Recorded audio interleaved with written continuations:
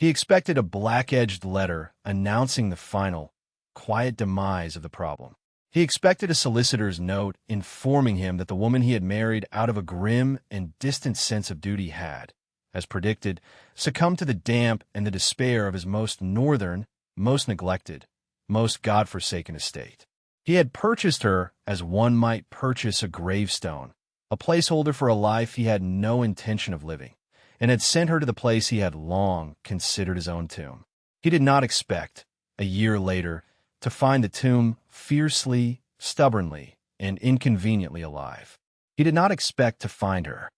Alastair, Duke of Blackwood, regarded the woman across the solicitor's mahogany desk as he might regard a line item in a particularly tedious ledger. She was an expense, a solution to a minor but persistent irritation. The name of the estate, Gravemore, had been a source of gallows humor among his ancestors. For Alastair, it was simply a geographical fact. It was the place his line went to die, and he had a pressing need for someone to occupy its final, drafty rooms. The matter of his succession was a tedious knot, tied by his grandfather's sentimental and foolish will. He required a wife, but had no time for courtship, no tolerance for the cloying rituals of the ton. What he needed was a signature on a document and a body to fill a legal void. The solicitor, Mr. Graves, a man whose name was altogether too fitting for the occasion, droned on about clauses and settlements. Alastair let the words wash over him, a dry rustle of parchment and dust. His mind was not here, in this stuffy London office smelling of old paper and sealing wax. It was in Westminster, grappling with the Corn Laws debate. It was on the continent, tracking the subtle shifts of power that could unravel a decade of fragile peace. It was anywhere but here, looking at this pale, silent girl who was about to become his duchess. He had not chosen her, not precisely. His man of business had presented him with a list of suitable candidates, impoverished daughters of disgraced lords, companions with a hint of gentle birth, women teetering on the edge of the abyss who would trade their name for security. This one, Alara Vance, had been at the top of the list, noted for her lack of significant connections and, according to the accompanying medical report he had insisted upon, a delicate constitution. The doctor's assessment, couched in polite, vague terms, suggested a consumptive tendency. Perfect. She would not be a long-term inconvenience. She sat perfectly still, her hands folded in the lap of a threadbare gray dress. The garment was clean, but had been mended so many times the original fabric was a mere memory. He noted the details with a dispassionate, clinical eye. Slender to the point of seeming brittle. Skin the color of skimmed milk. A faint, almost imperceptible tremor in her hands. Her only notable feature was her eyes, a startlingly lucid shade of green, and they were fixed on a point on the wall, just over his shoulder, as if she found the water stain on the wallpaper more compelling than the man who was purchasing her life. Beside her, a stout woman in a garish purple bonnet fidgeted, her face a mask of avarice and anxiety. Her aunt, he recalled from the dossier, a woman desperate to be rid of her inconvenient, penniless niece. The aunt occasionally shot him a look of fawning gratitude that made his skin crawl. He ignored her entirely. She was part of the transaction fee, nothing more. And the duchy agrees to settle all outstanding debts of the late Mr. Vance. Mr. Graves concluded, his voice pulling Alastair back to the room. He tapped a manicured finger on the final line of the document. All that is required are the signatures. He picked up the quill. The ink was black and thick. His own signature was a swift, angry slash of lines, the name Blackwood a definitive, brutal mark. He pushed the document, and the ink poured across the polished wood. He did not look at her, but he was aware of her movement, a slight rustle of worn fabric. He heard the faint scratch of the quill, her signature a much slower, more deliberate thing than his. He wondered, for a fleeting, irrelevant moment, if she was even literate. The dossier had said she was educated, but the dossier had said many things. The aunt let out a sigh of profound relief, a sound like a punctured cushion.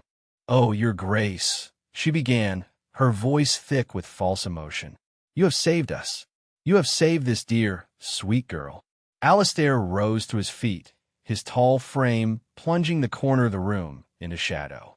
The movement cut her off instantly. "Mr. Graves," he said, his voice a low rumble that was not accustomed to being ignored. "You have my instructions. The carriage will be ready in 1 hour. See to it that the Duchess has what she requires for the journey." He let the title hang in the air, a foreign and absurd weight. He did not look at the girl. He did not want to see the fear or the gratitude or whatever other pathetic emotion might be swimming in those two clear eyes. He had done his duty. He had acquired a wife. Now, he could get back to his war. He turned and walked from the room without a backward glance, the heavy oak door clicking shut behind him with a sound of finality. He was already composing a letter to the Foreign Secretary in his head. The business of the girl, the Duchess, was concluded. She was a ghost already, sent to haunt a house that was itself a ghost. He would not think of her again. Alara felt the Duke's departure as a physical change in the room's atmosphere. The air, which had been thin and tight with his presence, suddenly expanded, leaving a vacuum that smelled of cold wool and something metallic, like old blood. She kept her eyes fixed on the brownish water stain on the wall, a misshapen map of a country she would never visit. She did not watch him go. She had not truly looked at him since he had first entered the room, a towering monolith of wealth and power, his face a mask of grim indifference. To look at him would be to acknowledge him as a man, and she could not afford that. He was a force, a geological event, a glacier that was now carving a new, bleak path through the landscape of her life. "Well," her aunt chirped, the sound painfully bright in the sudden quiet. "They're now Alara. It is all settled. A duchess. Who would have ever thought it?" Alara finally lowered her gaze from the wall. She looked at her signature on the marriage document. Alara Vance. The name looked foreign, the script of a stranger. In a few moments, when the ink was dry, it would be a lie. She had signed away the last vestiges of herself. The quill was still resting beside the inkpot. Her fingers, she noted with detached curiosity, were perfectly steady now. The tremor was gone. It was as if her body understood that the time for fear had passed, and now was the time for a cold, hard stillness. "He seems a most serious and important man," her aunt babbled on, already spending the promised settlement in her head.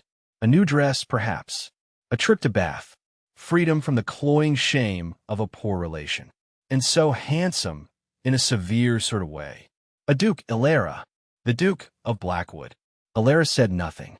She had learned long ago that silence was her only true possession. Words could be twisted, used against her. Silence was a fortress. Inside its walls she could think, and she was thinking now with a clarity that was almost painful.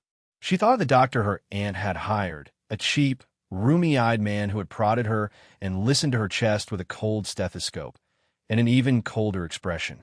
She thought of the slight, persistent cough she had cultivated for the past 6 months, a dry little performance she could summon at will. She had read the Duke's requirements in her aunt's grasping eyes. He wanted a bride who would not be a bother, a bride who would disappear, a bride who would die. She had played her part perfectly. "Mr. Graves," she said, her voice quiet but clear, startling her aunt into silence. "His Grace mentioned I would have what I require for the journey." The solicitor, who had been tidying the papers with an air of professional detachment, looked up. He seemed to see her for the first time, not as a pitiable commodity, but as a person who could speak. "Indeed, Your Grace," he replied, stumbling only slightly on the title. "Whatever you need. I require a heavy wool blanket and a book, something long." She did not ask for food or a hot drink. She did not ask for a moment to herself. She asked for warmth and distraction, the two most practical things in the world. Her aunt looked at her as if she had sprouted a second head. A blanket and a book. What a paltry, pathetic request. But Mr. Graves simply nodded. "Of course, Your Grace. I will have them sent for." Alara gave a single, brief nod in return. She did not smile. She did not offer thanks. She had been bought, but they did not own her gratitude. That was a currency she would hoard for herself. She stood up, her spine straight, her head held high. The threadbare dress suddenly felt less like a mark of poverty and more like a disguise, a costume she was about to shed. She was the Duchess of Blackwood, a title as absurd and ill-fitting as a crown on a scarecrow. But it was a tool, and she was, if anything, a pragmatist. The Duke thought he had purchased a dying woman. He had signed her death warrant and sent her to her grave. He was wrong. He had given her a key. He had given her a name. He had given her a kingdom, however ruined. And Alara Vance, who had been a survivor her entire life, was not going to die. She was going to rule. The journey north was a study in gray.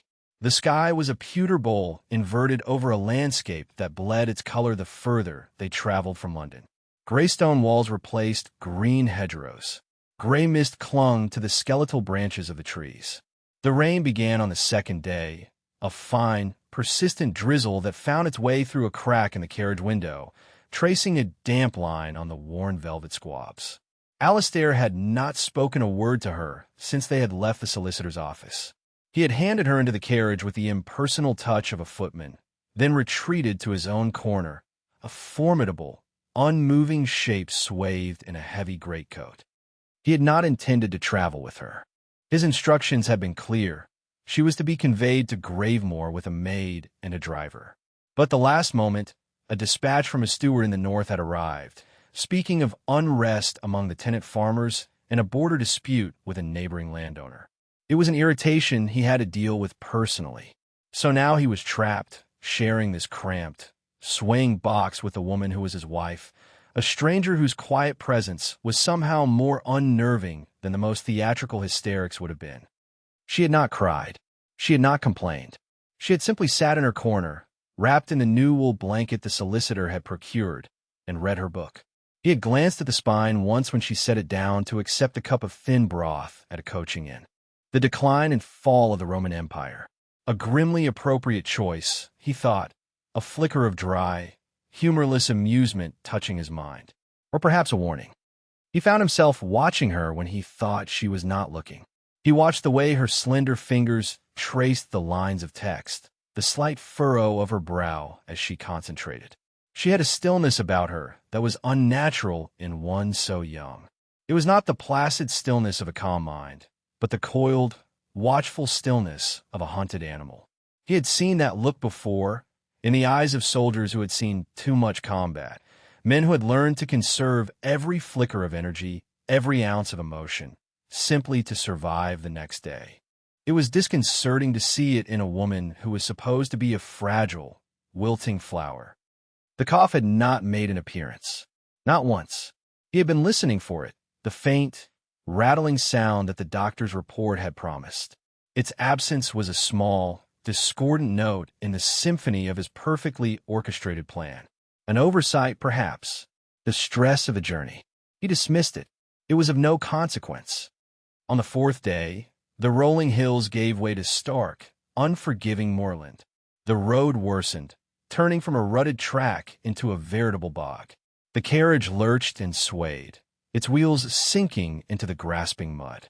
The rain intensified, hammering against the roof like a fist. Inside, the air grew thick with the smell of damp wool and cold earth. Alistair stared out the window, his jaw tight. This was his land, this godforsaken, waterlogged expanse of rock and peat. Gravemoor. The name settled in his gut like a cold stone. His father had hated this place, had drunk himself into an early grave in its cavernous, drafty halls. Alistair had not been back in 15 years, not since he had left to join the army, trading one bleak battleground for another.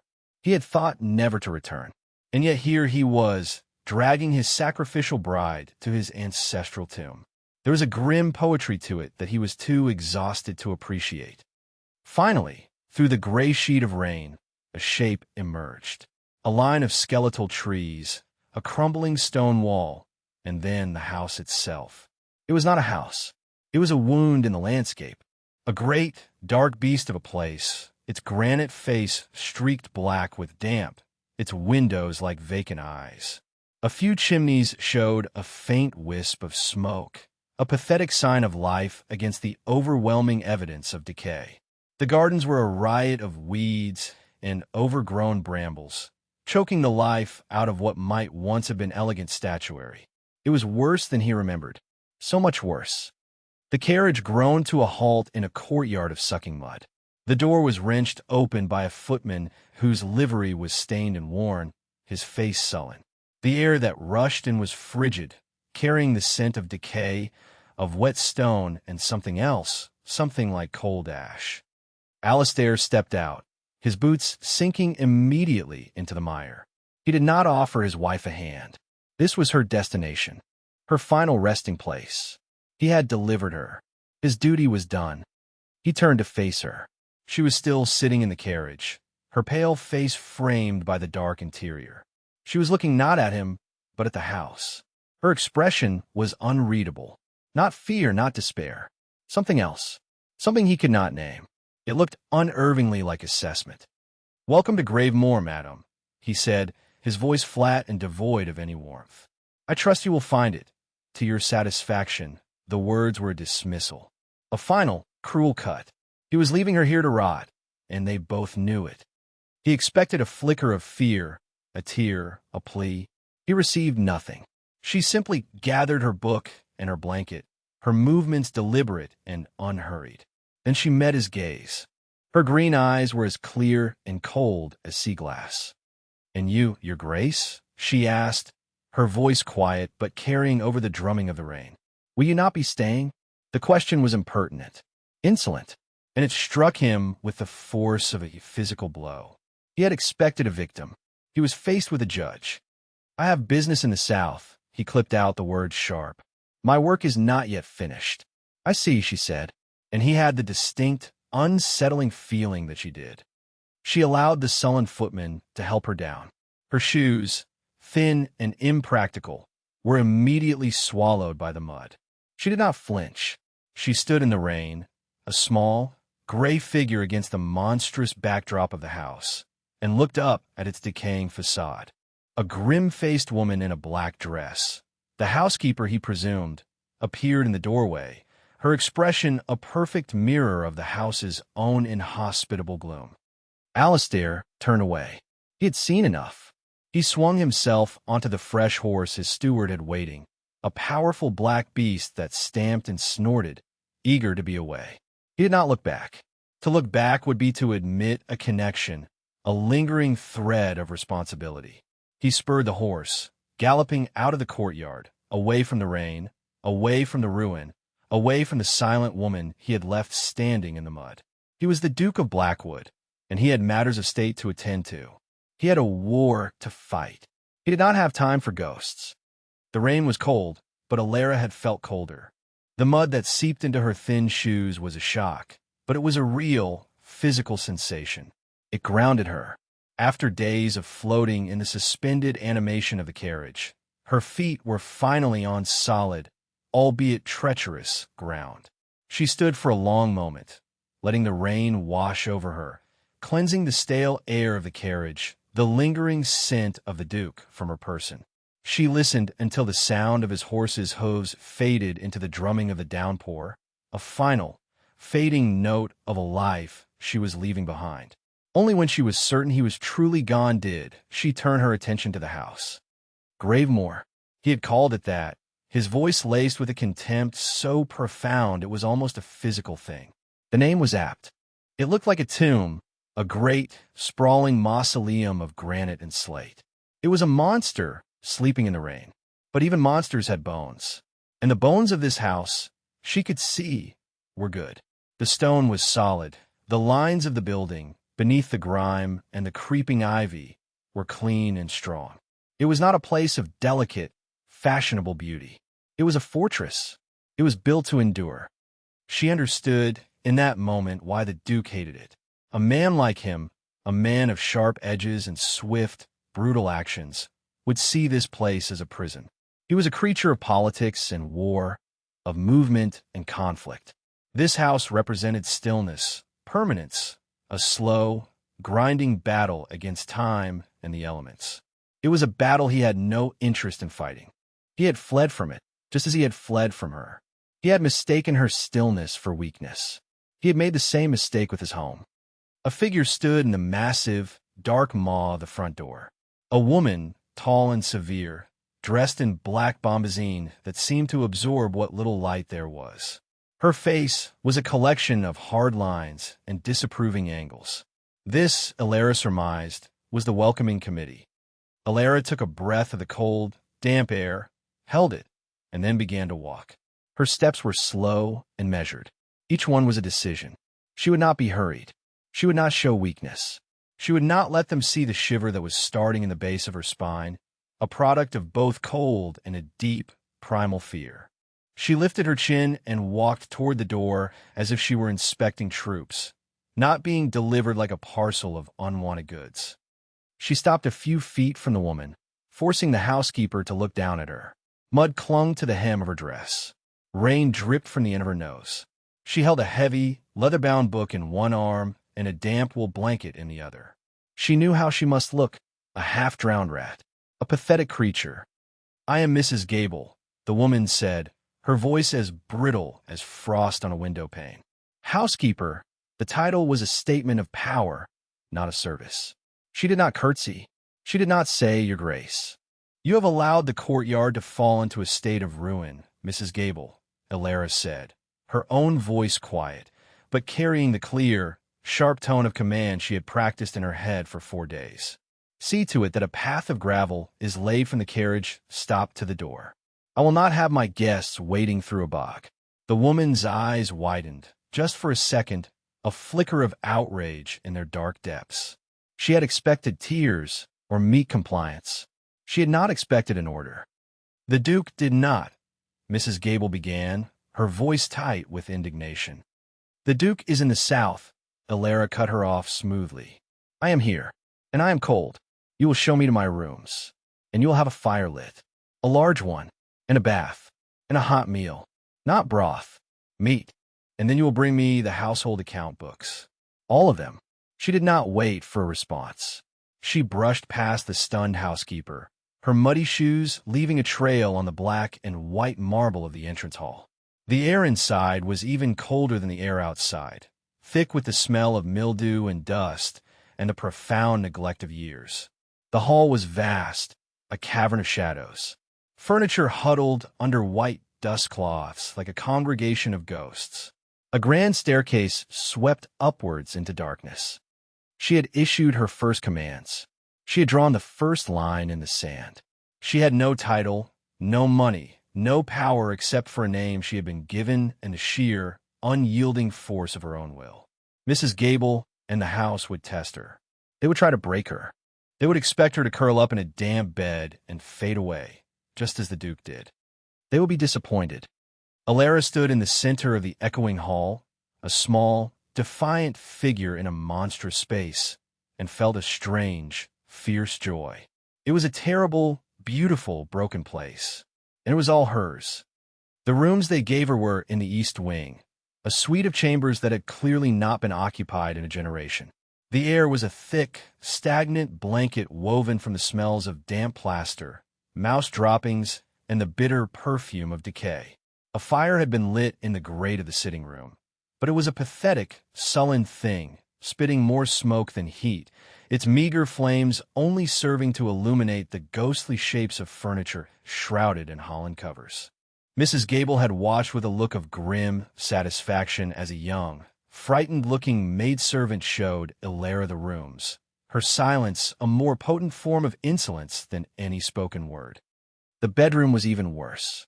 A vast, funereal chamber dominated by a gargantuan four-poster bed hung with faded green velvet curtains.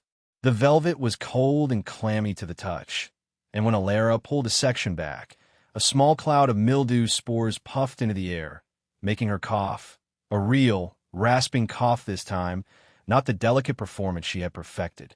The sheets on the bed, when she dared to touch them, were not merely cool. They felt actively wet, imbued with the deep, permanent dampness of the house itself. To sleep in that bed, she knew, would be a death sentence. It was a carefully prepared trap. Her bath was a tepid puddle in the bottom of a hip tub, the hot water promised having lost its battle with the cold long before it reached her rooms. The meal that eventually arrived was a slice of tough, gristly mutton on a pewter plate, accompanied by a hunk of stale bread. It was a meal designed to crush the spirit. Alara ate every last bite, chewing with deliberate, methodical slowness. She would not give them the satisfaction of her refusal. She would take the fuel they offered, however poor, and burn it for her own purposes. The account books arrived last, dropped onto a table by a footman with a thud that echoed in the cavernous room. They were thick, leather-bound volumes, coated in a fine layer of dust. Mrs. Gable had sent the wrong ones, of course. These were the books of the London house, years out of date. Another test, another petty act of defiance. That first night, Alara did not sleep in the great, damp bed. She did not even enter the bedroom. She took the wool blanket from her journey, her only true possession in this house, and wrapped it around her shoulders. She dragged a smaller, less imposing chair from the corner of the sitting room and placed it directly in front of the miserable fire. She spent the night feeding it, piece by piece, the dry, splintered remains of a broken stool she found in the corner. She sat awake, listening to the house. It groaned and creaked around her, a great beast settling for the night. The wind howled in the eaves, rattling a loose pane of glass in the window frame, a sound like a lonely, persistent weeping. She was cold. She was hungry. She was utterly, terrifyingly alone, and she had never felt more alive. This was the brink, the lowest point. She could feel the house pressing in on her, its cold, damp weight seeking to crush her, to absorb her into its own slow decay. She felt the ghost of the illness she had faked begin to feel horribly, plausibly real. A tightness in her chest, a chill that had nothing to do with the temperature of the room. This was how it was supposed to go. This was the story the Duke had written for her. Sometime before dawn, as the fire dwindled to a pile of glowing embers, she made a choice. She could be the tragic heroine of his story, the pale lady wasting away in a crumbling tower. Or she could be the author of her own. A moment of white-hot clarity cut through the fog of exhaustion and cold. She would not die in this room. She would not be confined. She would not be a victim. She stood up, her limbs stiff and aching. The first gray light of dawn was beginning to filter through the grime on the windows. She walked to the heavy velvet bell pull and gave it a sharp, definitive tug. She waited. When no one came, she pulled it again and again, not with frantic panic, but with a steady, rhythmic insistence. A demand. Eventually, she heard footsteps, slow and grudging, approaching down the hall. It was the same young maid from the night before, her eyes wide with a mixture of fear and resentment. "You are to move my things," Alara said, her voice raspy from the smoke and the cold, but firm. The maid blinked. "Move them where, madam?" "Your Grace." "Downstairs. I do not know this house. Find me a small, dry room, a storeroom, a butler's pantry. I do not care what it was. I care what it is. It must have a fireplace that draws and a door that locks, and it must be near the kitchens." The maid looked horrified. "But, Your Grace, these are the Duchess's rooms." "These are a tomb," Alara corrected her, her voice dropping to a low, intense whisper. "This house is trying to kill me. I will not let it." She looked past the maid, down the long, dark corridor. "I am done acting like a dying woman. From now on, I will act like a living one. Now, go!" The girl, propelled by a force she did not understand but could not deny, scurried away. Alara stood in the doorway of the cold, damp suite. She was leaving it behind. She was taking her first step in the reclamation of not just this house, but of herself. The war for Gravemore had begun. The room she chose was a forgotten sewing room on the ground floor, tucked away behind the kitchens. It was small, dusty, and cluttered with broken looms and bolts of rotted fabric, but it was south-facing, and the small fireplace, once cleared of a bird's nest, drew beautifully. Most importantly, it was warm. The ambient heat from the massive kitchen hearths seeped through the thick stone walls, taking the lethal chill from the air. The maid, whose name she learned was Anna, helped her move the few belongings she had, her book, her blanket, and a small trunk of clothes. Alara paid her with the first real smile she had offered anyone since arriving, a small gesture that made the girl's eyes widen in surprise. Her first act as mistress of this new, tiny kingdom was to demand the correct account books. She did not summon Mrs. Gable. Instead, she walked directly into the housekeeper's stuffy, over-furnished parlor, a room that was an island of warmth and comfort in the cold sea of the house. Mrs. Gable was seated at a small desk, a cup of steaming tea at her elbow.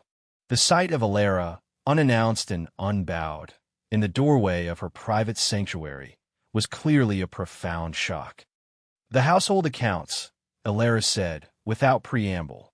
"The real ones. For the past 5 years. Now, the battle of wills that followed was brief, but epic. It was fought not with raised voices, but with glares, with silences, with the subtle tightening of lips and the narrowing of eyes. But Alara had an advantage. Mrs. Gable was used to ruling through fear and intimidation, weapons that were useless against someone who had nothing left to lose. Alara simply stood there, patient and unmoving, her quiet presence a greater threat than any tantrum. In the end, with a huff of pure fury, the housekeeper unlocked a heavy wooden chest and produced a stack of dusty ledgers. Alara took them back to her sewing room and spread them out on the floor. For the next week, she did not leave her small fortress except for meals in the cavernous, empty dining hall where she ate alone, forcing the kitchen to serve her the same food the staff ate. The ledgers told a story of staggering incompetence and petty theft. The estate was bleeding money, not from any grand corruption, but from 1,000 small cuts.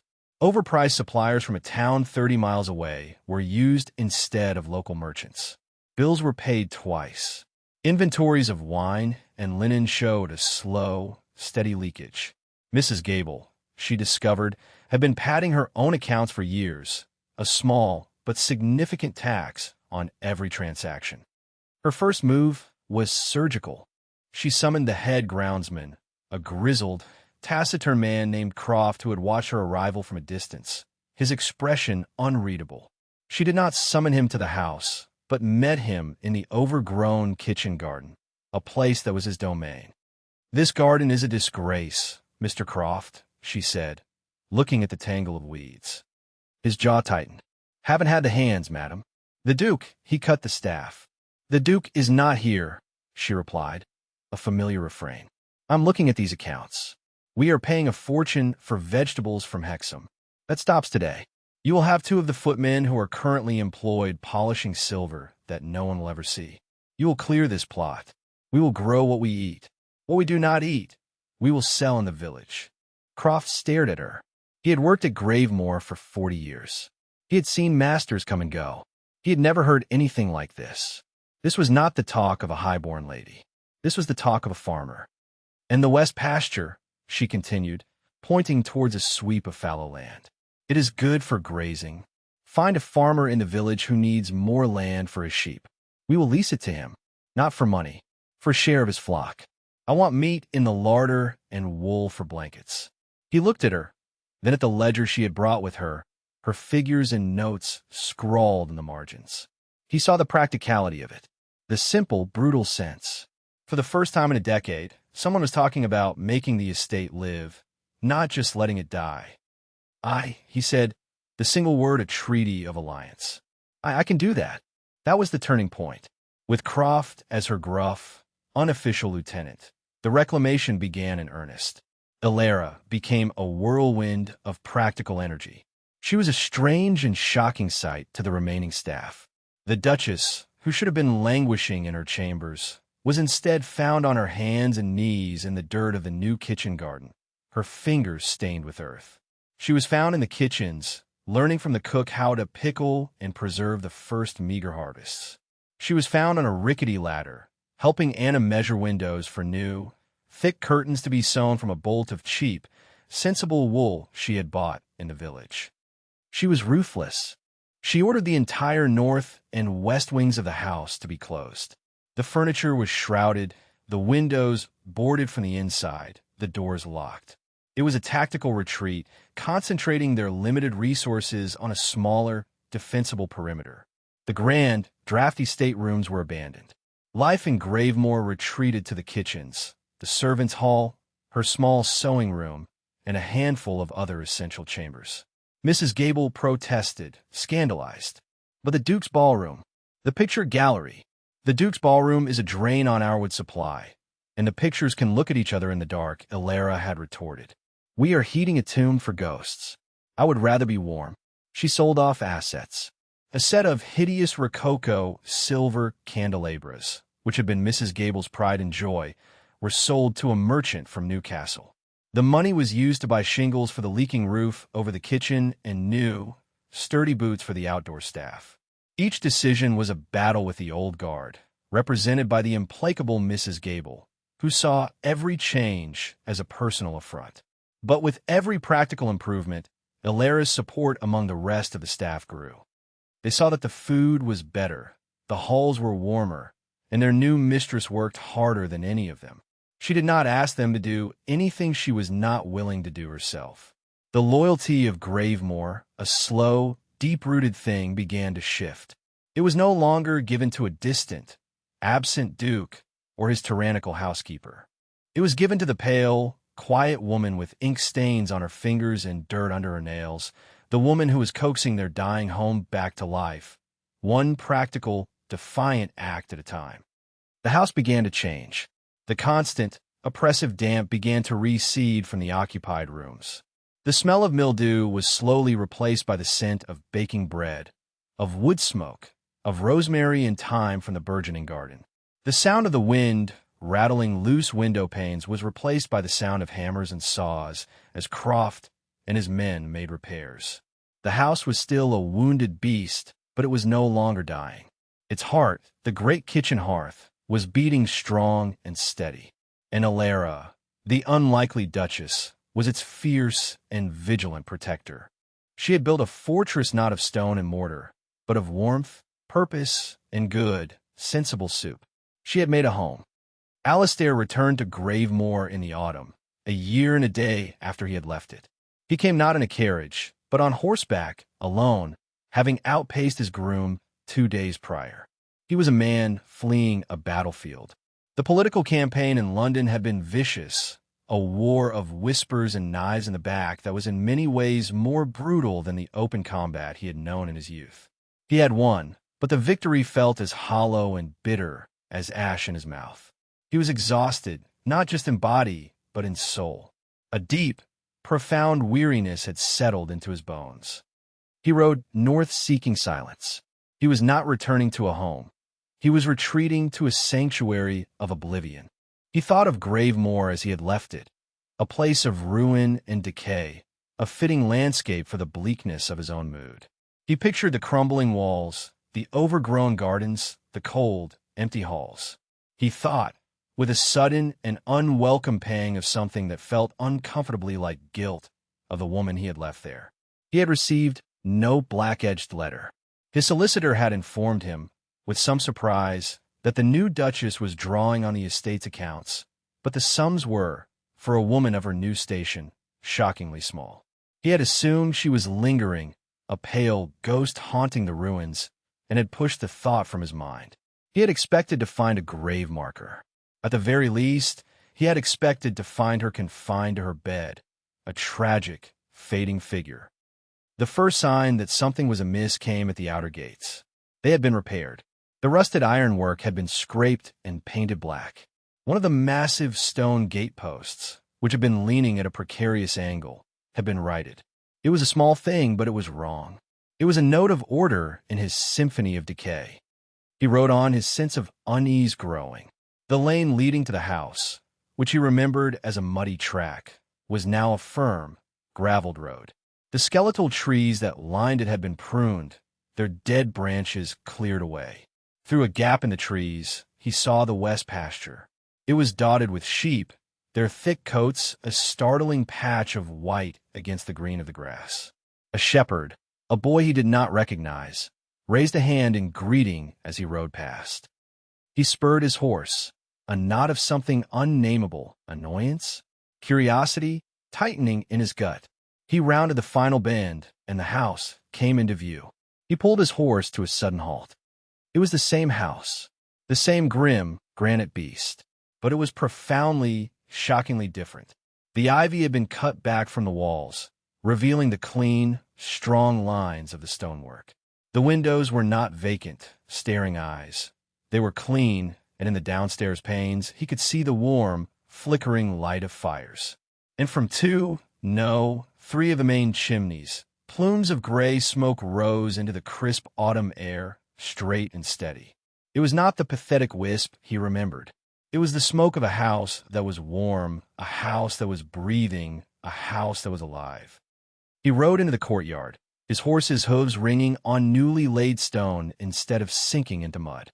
The garden in the center was not a tangle of weeds, but a neat, ordered plot of late-season vegetables. Kale, cabbages, the last of the runner beans. A place of utility and purpose. A stable boy, not the sullen, resentful man from a year ago, but a bright-eyed youth who moved with quick efficiency, ran out to take his horse. "Welcome home, Your Grace," the boy said, with a genuine, unforced cheerfulness that was more jarring to Alistair than anything else. He dismounted, feeling like an intruder. This was his house, his land, his title. But something fundamental had shifted in his absence. He had left a tomb. He had returned to a fortress. And he did not have the key. He strode towards the front door, his boots loud on the stone. The door itself was different. The heavy oak cleaned of its green patina, the brass handle polished to a gleam. He did not have to use it. It swung open before he reached it, and a young maid, Anna, though he did not know her name, looked up at him, her arms full of clean linens. She curtsied, her eyes wide. "Your Grace, we were not expecting you." "Clearly," he said, his voice clipped. He stepped inside. The great hall was no longer a cavern of ghosts. The dust cloths were gone. The furniture, while sparse, was polished and arranged in neat, if unconventional, groupings. The air did not smell of mildew and decay. It smelled of beeswax and wood smoke and something else, something savory and delicious, wafting from the direction of the kitchens. It smelled like a home. "Where is she?" he demanded, the question erupting from him, rough and raw. The maid looked confused. "Who, Your Grace?" "The Duchess," he bit out, the words still feeling foreign on his tongue. "Where is the Duchess?" The maid's expression cleared, and a look of genuine warmth and affection spread across her face.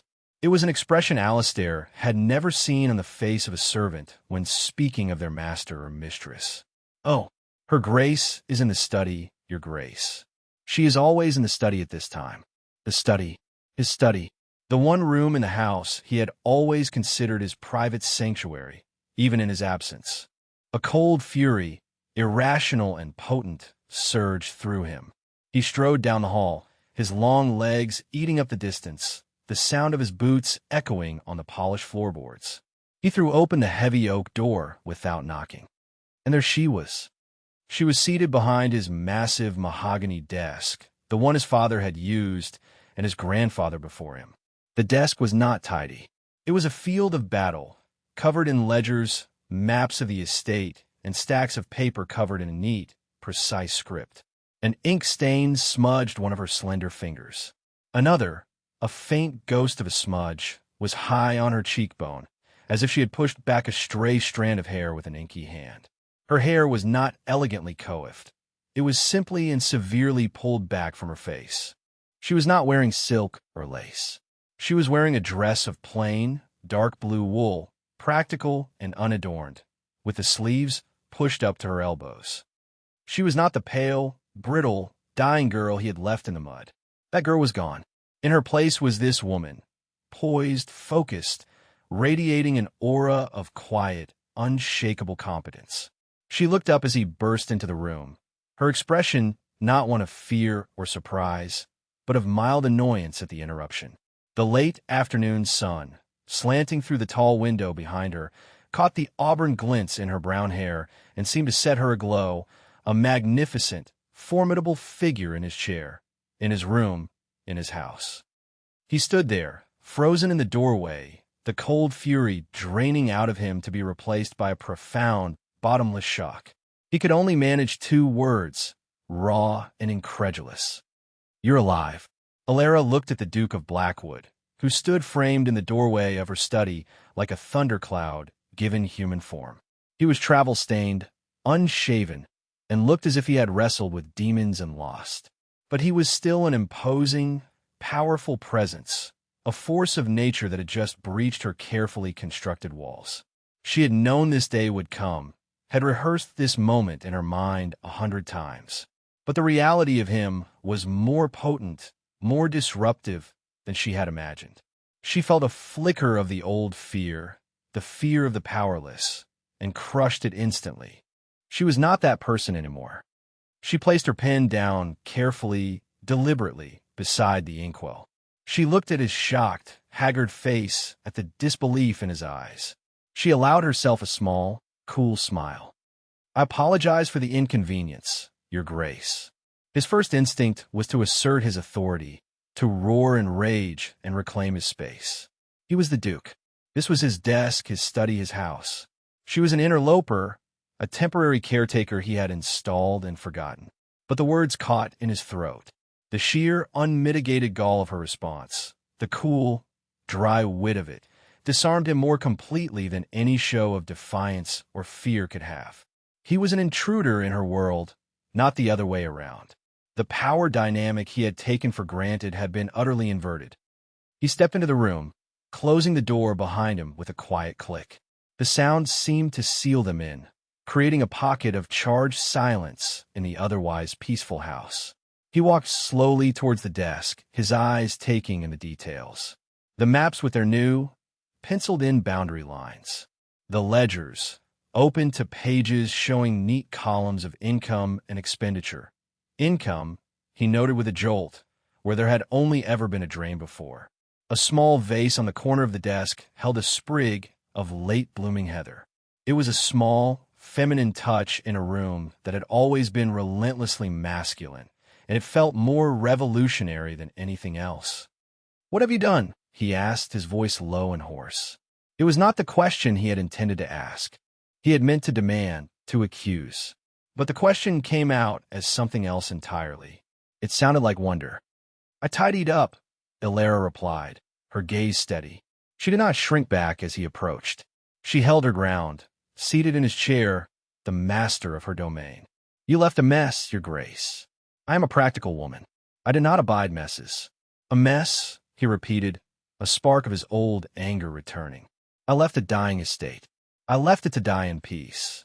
"Nothing dies in peace," she said, her voice sharp with a sudden, surprising fierceness. "It rots. It decays. It becomes a source of poison for everything around it. I chose to cauterize the wounds rather than let the gangrene set in." He stopped at the edge of the desk, placing his hands flat on the polished mahogany. He was close enough now to see the fine lines of concentration around her eyes, the determined set of her mouth. He was close enough to smell the faint, clean scent of soap and ink that clung to her. He was used to women who smelled of French perfume and cloying powders. This scent was real. "You have dismissed my housekeeper," he stated, recalling the absence of the grim Mrs. Gable. "I pensioned her off," Ilara corrected him smoothly. "Her accounts were not orderly. She is living in a comfortable cottage in the village, where her particular talents for complaint and idleness can be enjoyed at her own expense, not mine. You have leased my land. I have made it productive. The estate now provides meat for its own table and a small income from the wool. A novel concept, I am sure. You have boarded up half the house. I have made the other half livable. Would you have preferred I heat the ghosts in the ballroom while the staff contracted pneumonia in the kitchens?" Each of her responses was a parry, turning his accusations into evidence of her own unassailable logic. He felt his arguments, his authority, turning to sand and slipping through his fingers. He felt a sudden, overwhelming weariness. He was too tired for this fight. He had come here seeking oblivion and had found instead a ruthlessly efficient administrator. He sank into the leather armchair that faced the desk, a chair usually reserved for supplicants and estate managers. The movement was a surrender, and they both knew it. He ran a hand over his face, the rasp of his unshaven jaw loud in the quiet room. "I expected you to be dead," he said, the words blunt and brutal, stripped of all artifice. It was the truest thing he had said all day. For the first time, a flicker of something other than cool composure crossed her face. It was not hurt. It was a kind of weary, cynical understanding. "I know," she said softly. "That was the arrangement, was it not? I was to be your tragic duchess, a footnote in the Blackwood family history, a convenient and poetic end. I am afraid I have always been a disappointment to those with romantic sensibilities. I am far too pragmatic to be a good tragedy." He looked at her then, truly looked at her, not as a line item or a problem, but as the woman who sat before him. The woman who had taken his tomb and made it a home. The woman who had survived him. The woman who had, against all odds, thrived. And in the face of her quiet, formidable strength, his own power, the power of his title, his wealth, his political connections, felt like a hollow, useless thing. Here, in this room, she was the one in command. He was merely a guest, an unexpected and probably unwelcome one. A silence fell between them, no longer charged with confrontation, but with a strange, unsettling new reality. The house was quiet around them, the steady, peaceful hum of a place that was well-run and content. Outside, the autumn wind began to rise, a low, mournful howl that rattled the window panes. But inside, the fire in the grate burned bright and steady. The storm broke just after midnight. It was not a gentle autumn rain, but a sudden, violent squall that threw itself against the house with the fury of a physical assault. Wind screamed in the chimneys, a sound like a tortured soul.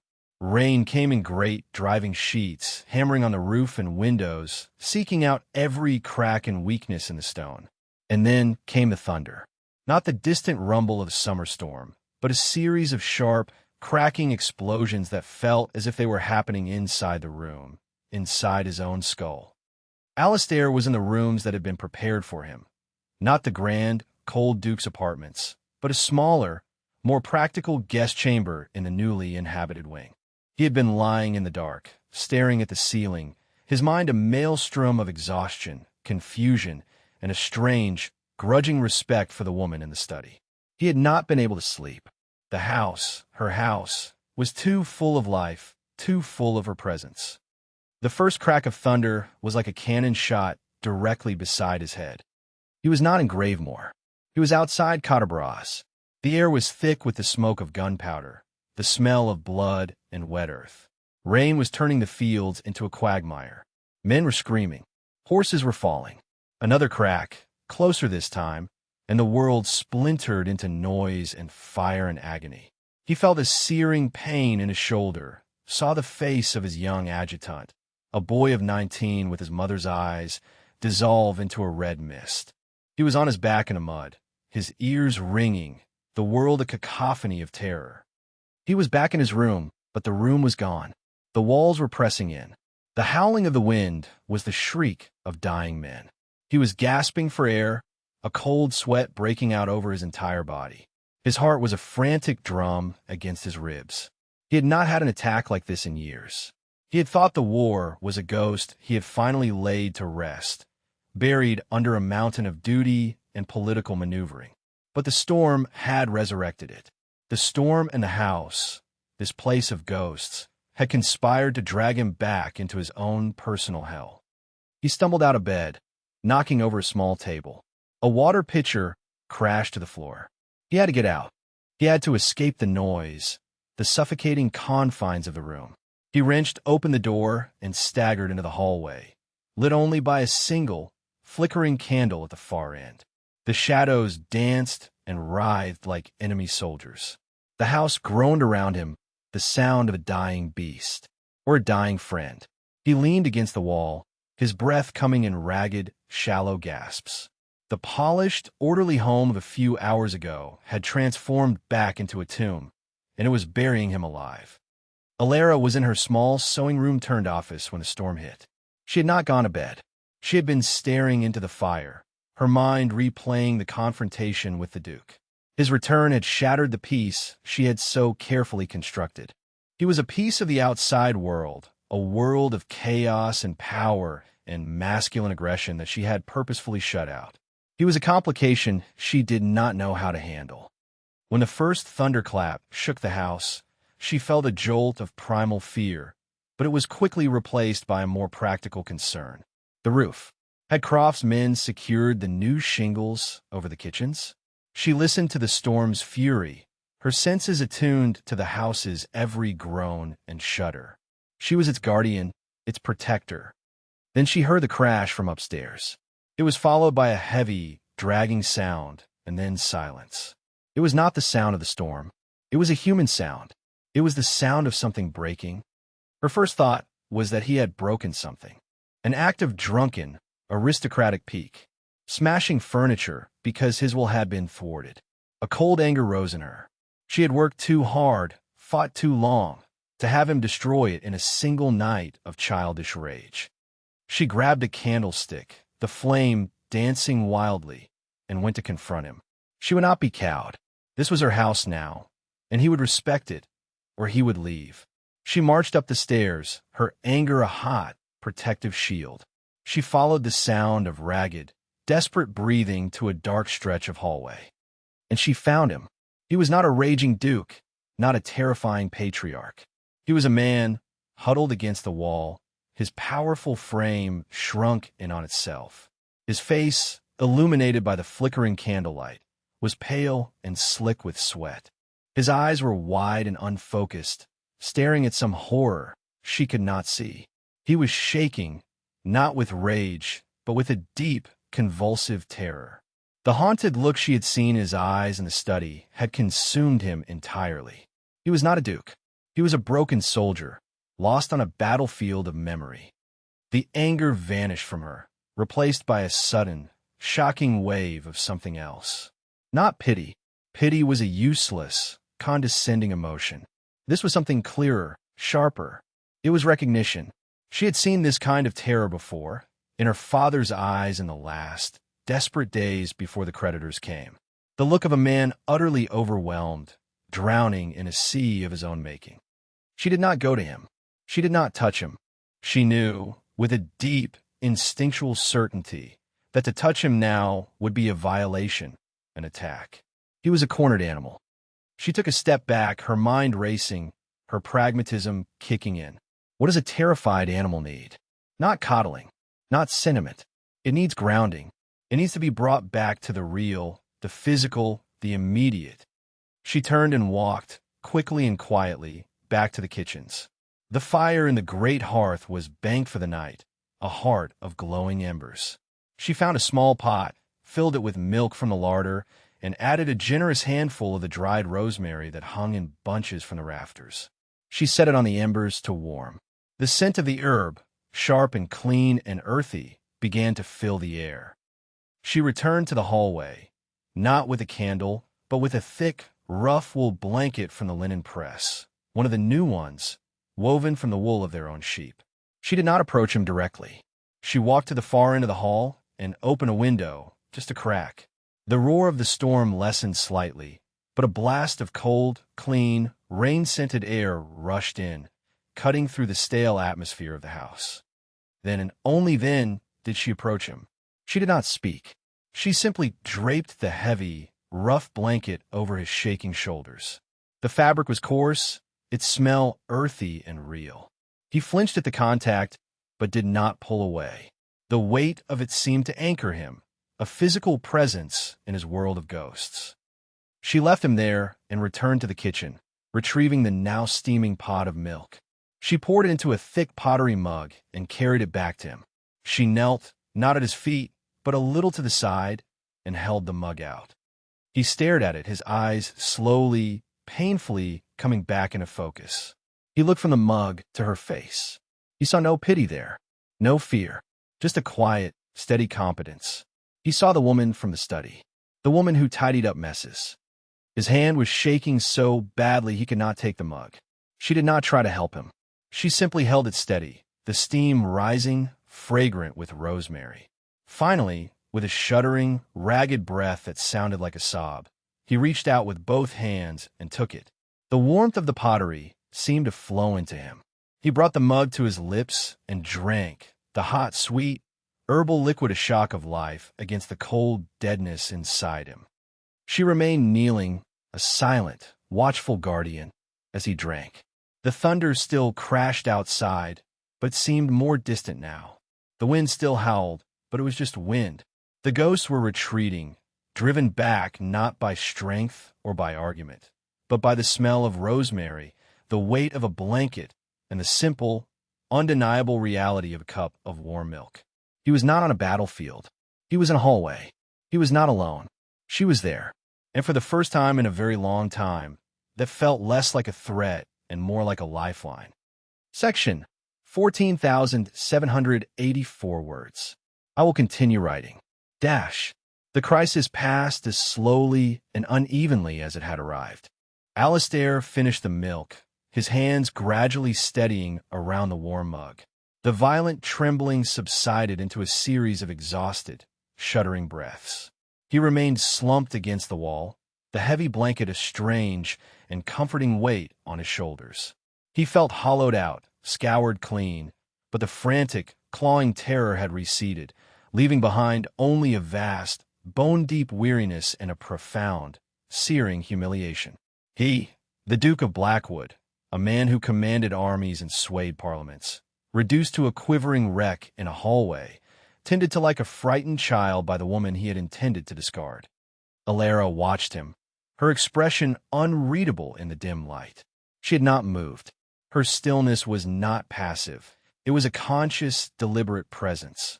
When he finally lowered the empty mug, she simply took it from his hands and placed it on the floor. She did not ask if he was all right. She did not ask what had happened. The absence of questions was a greater kindness than any words of comfort could have been. Questions would have required answers, explanations, a reliving of the horror. Her silence allowed him to simply be, to gather the shattered pieces of his composure without judgment. "The floor is cold," she said at last, her voice quiet and matter-of-fact. She stood up, brushing off her dress. "You should not be here." It was not a command or a rebuke. It was a simple statement of fact. He looked up at her, a flicker of his old, ducal pride stirring. "You should rise. You should thank her formally, dismiss her, and retreat to his own rooms to lick his wounds in private." But his legs felt as if they were made of lead. The thought of being alone in the dark with the lingering ghosts of his memory was more terrifying than the humiliation of staying here, under her calm, steady gaze. Without another word, she turned and walked back toward the stairs. For a heart-stopping moment, he thought she was leaving him there. But she only went as far as the bottom step, where she had left her candlestick. She picked it up and returned, the small flame casting long, dancing shadows on the walls. She did not offer him a hand. Instead, she started walking down the hall, away from the grander guest chambers, towards the warmer, more humble heart of the house. She did not look back to see if he was following. She simply assumed he would. And he did. He pushed himself off the wall, his limbs aching and stiff. He gathered the rough blanket more tightly around his shoulders, a makeshift robe of humility, and followed the small, guiding light. He felt like a child following its mother, a stray dog following a promise of shelter. The Duke of Blackwood was gone, stripped away by the storm and the terror, leaving only Alistair, a broken man in a dark hallway. She led him not to her own small room, nor back to his, but to the study. His study, her study. The room felt different now, in the dead of night. The fire had burned down to a bed of glowing coals, casting a soft, red light on the furniture. The wind still battered the windows, but in here, with the thick walls and the heavy curtains, it was a muted, distant roar. The room was a sanctuary, a pocket of warmth and order carved out of the surrounding chaos. Alara moved with quiet efficiency. She added a few small logs to the fire, coaxing the embers back to life. The wood caught, and the flames leaped up, pushing the shadows back into the corners. She lit a single oil lamp on the desk, its steady, golden glow far more comforting than the flickering candlelight. She did none of this for him, it seemed. She did it for the room, for the order of things. He was merely a piece of furniture that had been knocked over and now needed to be righted. He sank into the leather armchair he had occupied earlier, the one that was not his. He felt an intruder all over again, but this time he did not have the energy to care. He watched her as she moved about the room, her actions economical and purposeful. She was not trying to comfort him. She was restoring order. And in her quiet, methodical restoration of the room's equilibrium, he felt his own internal world begin to settle. She disappeared for a moment and returned with a basin of water and a cloth. She placed them on the small table beside his chair. Then she took a decanter of brandy and a glass from a locked cabinet, a cabinet he had not known was even in use, and placed them beside the basin. She looked at him, her gaze direct and assessing. "The water is for your face," she said, her voice even. "The brandy is for your nerves. I would recommend using them in that order, though I suspect you will be tempted to do the reverse." A ghost of a smile touched his lips, the first in what felt like a lifetime. The dry, almost cynical pragmatism of the statement was so quintessentially her, the her he was beginning to know. It was a world away from the cloying, hysterical solicitude he would have received from any other woman of his acquaintance. It was bracing like a splash of cold water. He did as she suggested, dipping the cloth in the cool water and wiping his face. The simple, physical act was grounding. He felt the last vestiges of the cold sweat and the phantom smell of gunpowder wash away. He left the brandy untouched for now. To drink it would be to seek another kind of oblivion, and he felt, for the first time, a desire to remain present, to face the aftermath of his own collapse with some measure of clarity. Alara pulled a low stool from the hearth and sat down, a respectable distance away, but still within the circle of light and warmth from the fire. She did not speak. She simply picked up a piece of mending, a tear in a linen tablecloth, and began to stitch, her needle moving with a steady, rhythmic grace. Section 14,784 words. I am aware of the word count and will continue to write until I reach the target. Dash. The silence in the room was profound. It was not the empty, awkward silence of strangers with nothing to say, nor the charged, weaponized silence of their earlier confrontations. It was a new kind of quiet, a peaceful, shared space built in the lee of a storm. The only sounds were the crackle of the fire, the whisper of the wind outside, and the tiny, rhythmic clicks of her needle passing through the linen. Alistair watched her hands as she worked.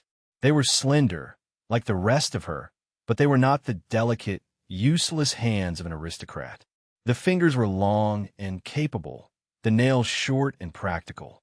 He remembered the ink stain on her finger from earlier. Now, in the firelight, he could see a faint, silver line of a scar on her thumb, the kind one gets from a careless slip of a paring knife or a sewing needle. These were hands that worked, hands that created order, hands that had, without sentiment or ceremony, pulled him back from the brink. He should say something. He should thank her. He should apologize for the scene in the hallway, for the weakness he had displayed. The words queued up in his mind, stiff and formal. "I am indebted to you, madam. Please accept my apologies for my unseemly behavior." They all sounded false, inadequate. They were the words of the Duke, and the Duke felt like a costume he had shed. "The accounts," he said instead, the word emerging rough and unbidden from the silence. His voice was hoarse. Alara's hands stilled for a brief second, her needle hovering over the cloth. Then she resumed her stitching. "What about them?" she asked, her eyes still on her work. "They are a mess," he said. It was a confession, an admission of failure. Not just his failure, but the failure of his father, of his entire line. The slow, genteel rot of a family that had forgotten how to build and only knew how to possess. "They were," she corrected him quietly. "They are less so now, but the income from the wool sales will not be enough to mend the north roof, and the lease on the west pasture is a pittance. It is a stopgap, not a solution." He was taken aback. He had expected her to preen, to take credit for the miracles she had wrought. Instead, she had immediately identified the flaws in her own strategy, the long-term problems that remained. She was not just a housekeeper. She was a general. She saw the entire battlefield. "The north roof has been leaking for 20 years, he said, a note of bitter memory in his voice. "My father used to say it was the house weeping for what it had lost." "A house does not weep," Alara said, her voice sharp and devoid of sentiment. "It decays. Water gets into the timbers and they rot. The rot spreads. It is a practical problem, not a poetic one. It requires shingles and tar, not sentiment. She bit off a thread with a sharp tug. Sentiment is a luxury we cannot afford, Your Grace. He leaned forward, his elbows on his knees, the blanket pooling around his feet. And what can we afford? He asked. The word we slipped out, natural and unforced. He was not asking as the Duke, demanding a report. He was asking as a partner. She finally looked up from her mending, her clear, green eyes meeting his in the firelight. For now, we can afford to be warm. We can afford to be fed. We can afford to keep the rain out of the kitchen. With careful management, we might be able to afford a new milk cow in the spring, her lips curved in a faint, wry smile. The ambitions of the Blackwood Duchy have become remarkably humble. He found himself smiling back, a real smile this time, one that reached his eyes. The absurdity of it was immense. He was one of the wealthiest men in England, a power in the land, and he was sitting in the dead of night, discussing the strategic acquisition of a cow with his penniless, cast-off wife. And it felt more real, more important, than any debate in the House of Lords. My father would be horrified, he said, the thought as strange comfort. Your father, from what I have gleaned from the ledgers, was a man who preferred to be horrified in comfort, at great expense, she retorted. The remark was brutally honest, a shocking breach of propriety. And it was true. Alistair found himself letting out a short, sharp bark of laughter. The sound was rusty and used, but it was genuine. The laughter broke the last of the tension between them. The fragile truce, born of crisis, began to solidify into something else. Something quieter, more durable. A partnership. They began to talk. Not about the war, not about his ghosts, but about the house, about the land. He found himself telling her about a stand of old oaks on the far side of the estate, and how their timber, if managed properly, could be sold for a small fortune to the Navy.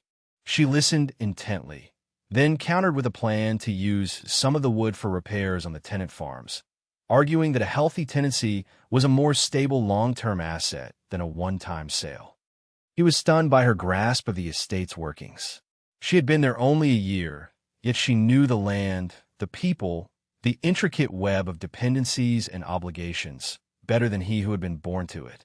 She spoke of crop rotation and drainage, of market prices in Hexham, and the feud between two of the tenant farmers over a misplaced boundary stone.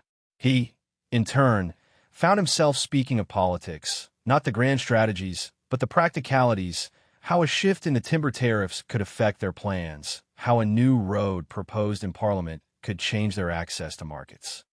They were not flirting. They were not courting. They were working.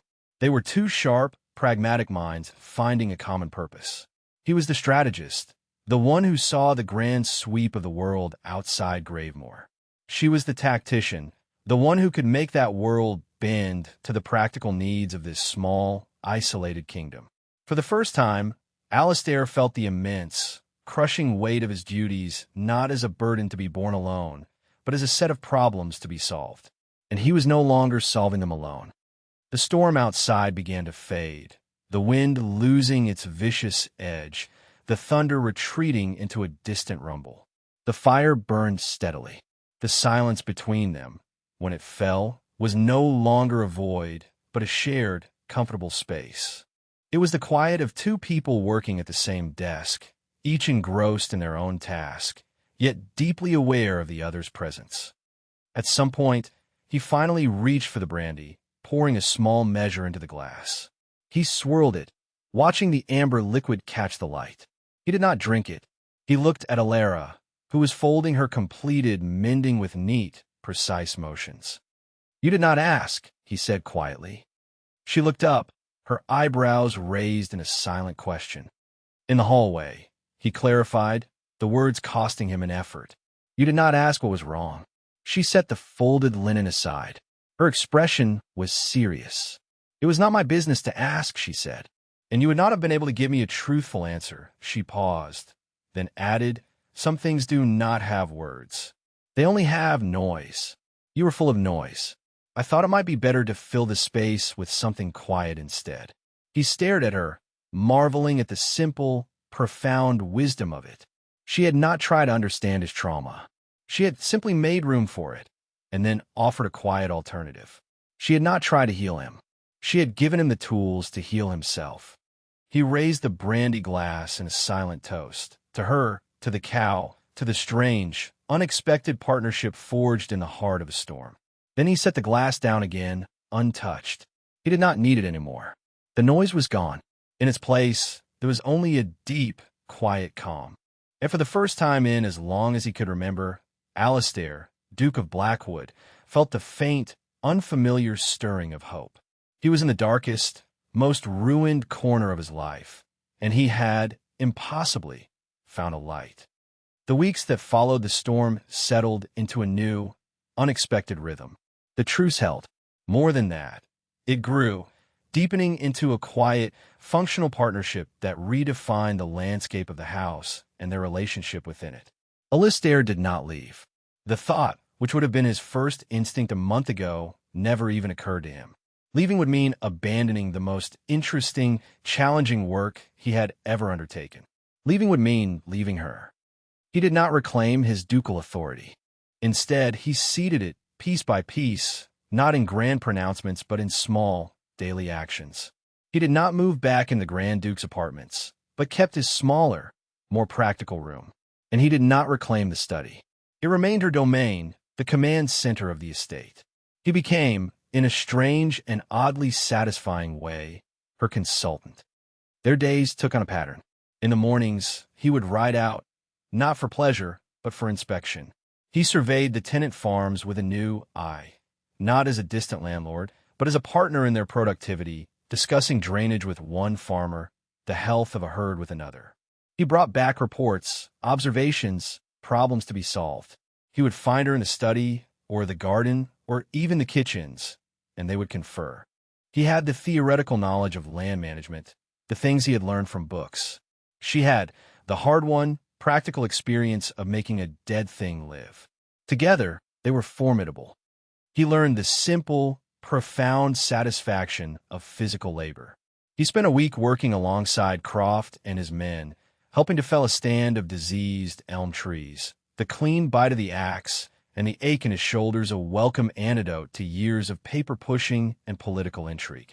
He learned to make tea, a clumsy, inefficient process that involved much clattering and spillage, but which he undertook every afternoon, bringing a cup to her desk. It became a ritual, a small, unspoken acknowledgement of their new dynamic. The Duke of Blackwood, serving tea to his Duchess. The situational irony was not lost on him, and he found it, to his surprise, deeply pleasing. He saw the house through her eyes. He began to appreciate the beauty not of the grand, decaying state rooms, but of a well-stocked larder, a neatly mended roof, a warm and bustling kitchen. He saw the loyalty and respect the staff gave her, a devotion she had earned not through title, but through competence and compassion. They were polite to him, their duke, but it was to her they looked for orders, for reassurance, for leadership. He was a foreign dignitary in her well-run kingdom. One afternoon, he found her not in the study, but in the newly cleared-out west wing, in a small room that had once been a nursery. The room was empty, save for a few stray pieces of broken furniture. Dust motes danced in the single shaft of sunlight from a dirty window. She was standing in the center of the room, her hand resting on a small, carved wooden rocking horse, its paint faded and chipped. "This was my father's nursery," he said, his voice quiet as he entered, "and his father's before him." She looked up, startled. She had not heard him approach. "It has good light," she said, her default pragmatism a shield for whatever emotion he had interrupted. "I was thinking it could be a good place to dry herbs next summer."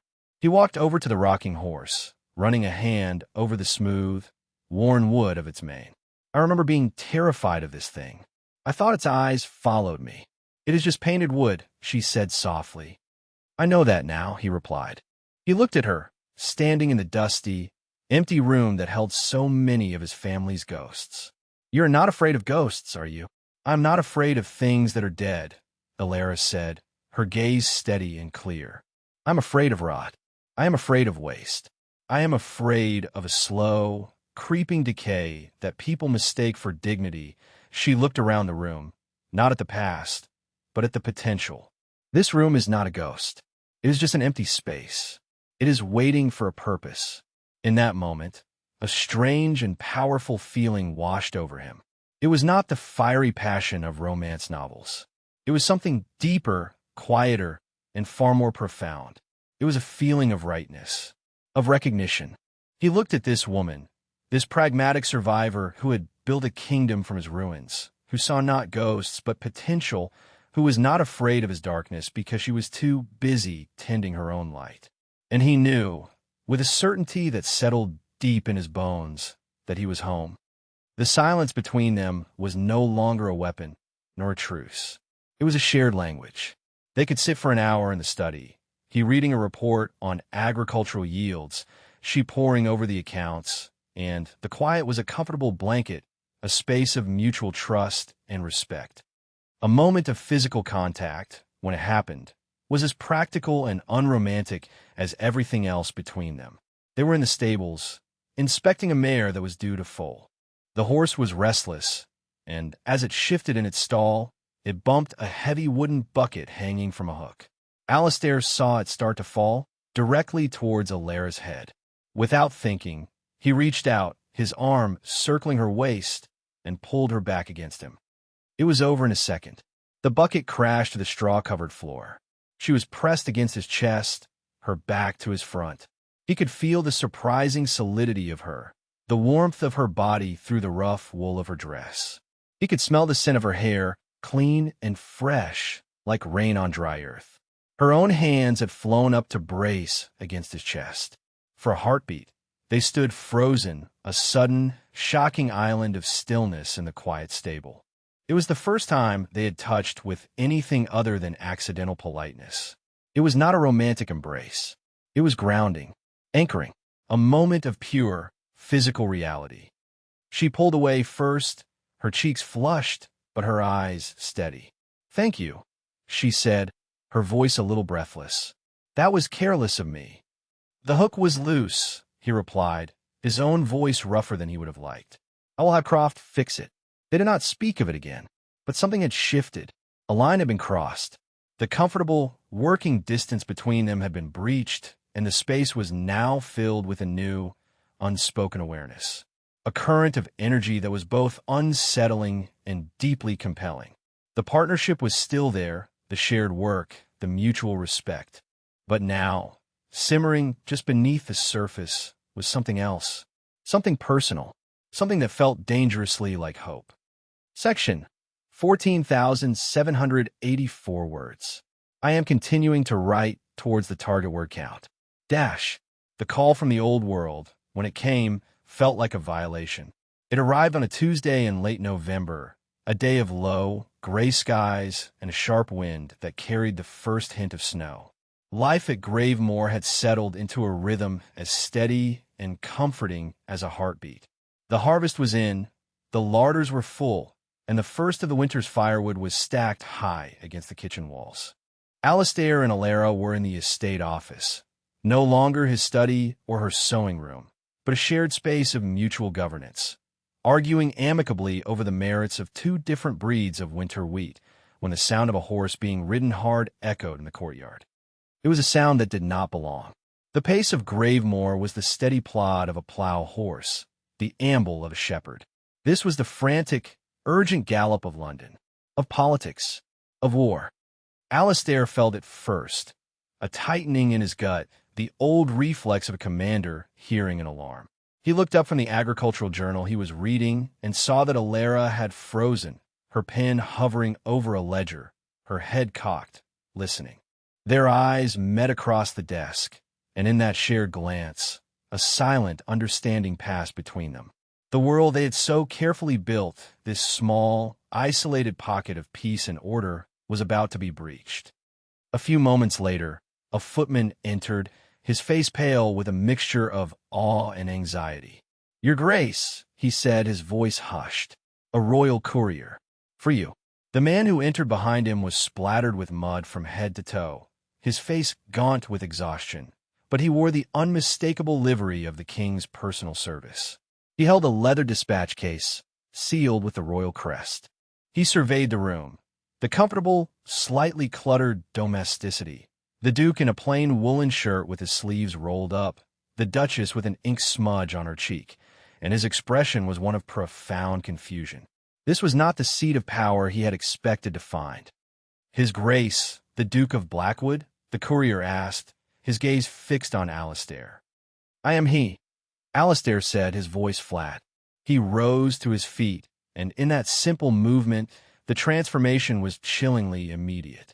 The practical, land-managing partner disappeared, and the Duke of Blackwood, the formidable political power, stood in his place. His shoulders seemed to broaden, his face settled into a mask of cold, remote authority.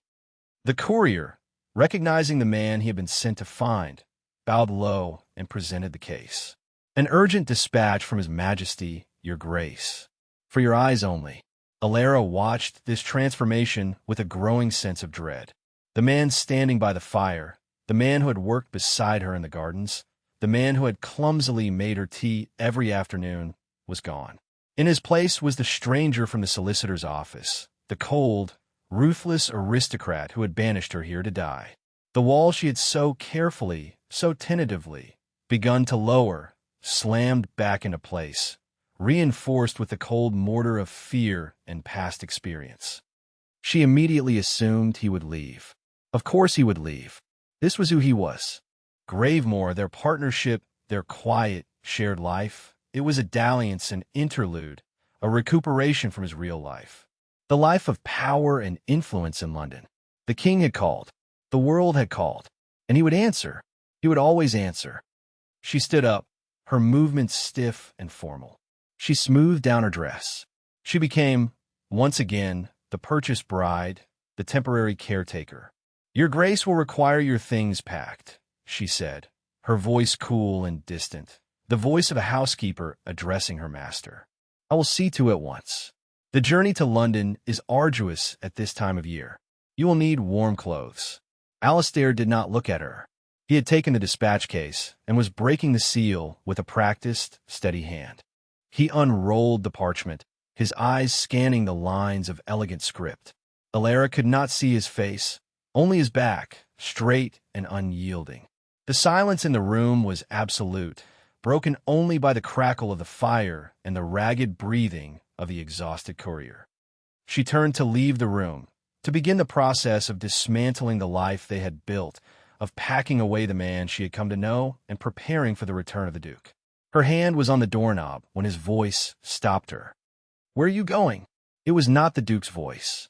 It was his, Alistair's, the quiet, resonant tone that had become as familiar to her as the sound of the wind in the chimneys. She turned back slowly. He had not moved from his spot by the fire. He was still holding the royal dispatch in his hand. But he was looking at her, and the mask of the Duke was gone. His face was etched with a conflict she could not read, a deep and turbulent emotion that made her heart ache. To pack your bags, Your Grace, she said, her voice trembling only slightly. As I said, do not, he said. It was not a command. It was a plea. He looked from her face to the parchment in his hand, then back again. He looked at the room, at the shared desk, at the neat stacks of ledgers and the muddy boots by the door. He looked at the life they had built, a life of substance and reality, of tangible, hard-won successes. A life of warm kitchens and mended roofs and the promise of a new milk cow in the spring. Then he looked at the parchment. It spoke of a crisis in the cabinet, of shifting alliances, of the delicate, treacherous dance of power he knew so well. It was a world of ghosts and shadows, of words that meant three different things at once, of victories that turned to ash in the mouth. It was the world that had broken him and sent him fleeing north. It was the world he had left behind. He made a decision. With a calm, deliberate movement, he crumpled the royal dispatch in his fist. The courier let out a small, horrified gasp. Alistair ignored him. He walked to the fireplace, the crumpled ball of parchment held in his hand. He did not look at Alara, but he was intensely aware of her stillness, of her silent, terrified hope. He held the king's command over the flames. For a moment, he hesitated. This was not just a piece of paper. It was his life's work, his duty, his identity. To burn it was to burn the Duke of Blackwood himself. Then he thought of the man he had become in this house. The man who found purpose in a well-run farm.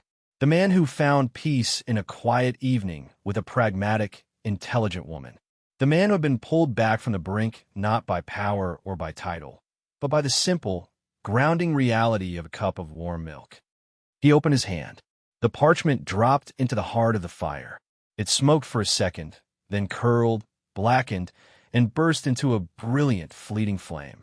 The king's words, the crisis in London, the call of the old world, all turned to ash and smoke, disappearing up the chimney into the cold November sky. He turned to face Alara.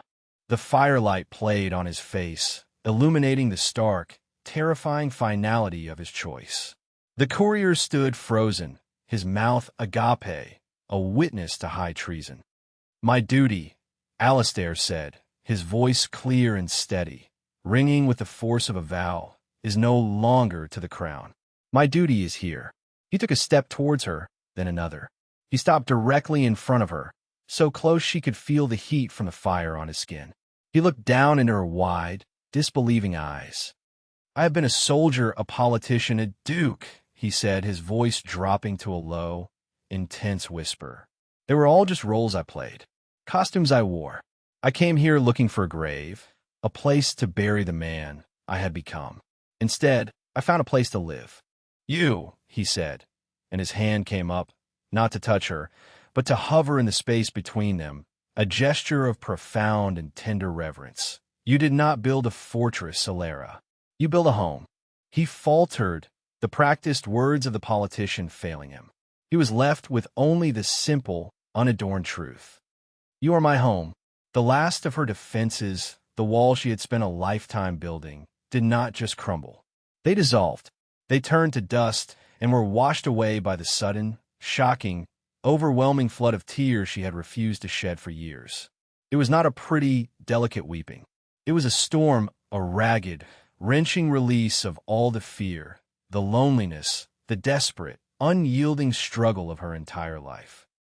And this time, when she fell apart, he was there to catch her. He closed the last bit of distance between them and wrapped his arms around her, pulling her against his chest. He held her not with the hesitant gentleness of a stranger, but with the firm, sure embrace of a man holding everything he valued in the world. He did not offer platitudes or empty comforts.